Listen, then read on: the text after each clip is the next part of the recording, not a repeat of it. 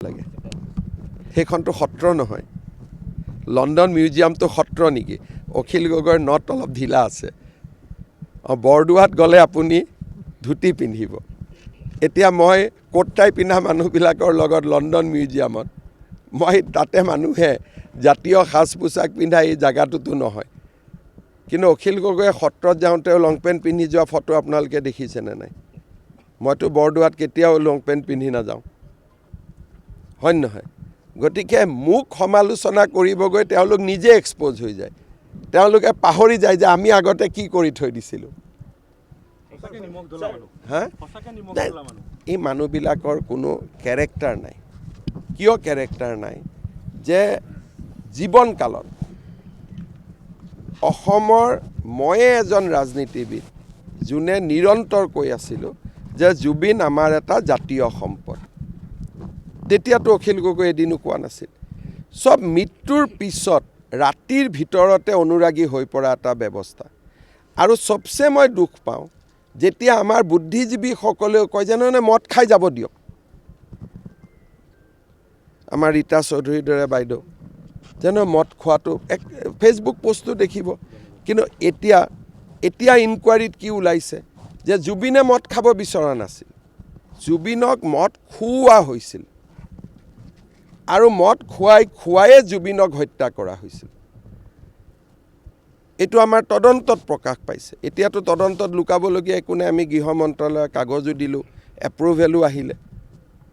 গতিকে যোনে যিসকল বুদ্ধিজীৱীয়ে জুবিনক মদৰ লগত তুলনা কৰিছিল তেওঁলোকে অসমৰ ৰাইজৰ লগত ক্ষমা খুজিব লাগে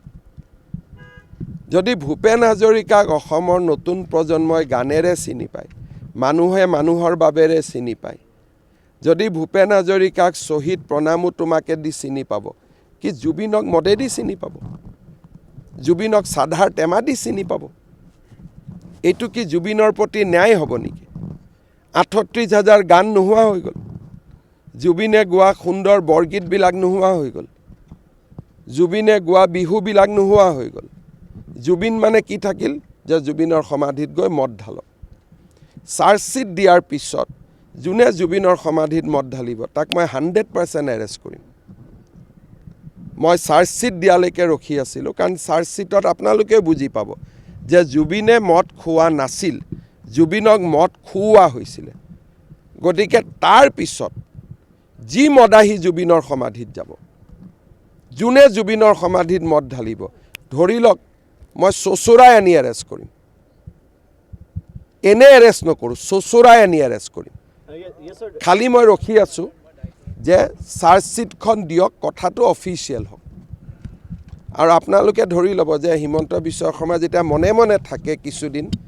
তেতিয়া মই বুজি পাই থাকোঁ যে কিবা এটা ভাবি থাকোঁ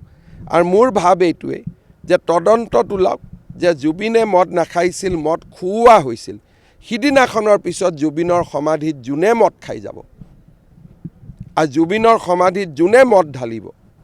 মই টানি চচৰাই আনিম থানালৈকে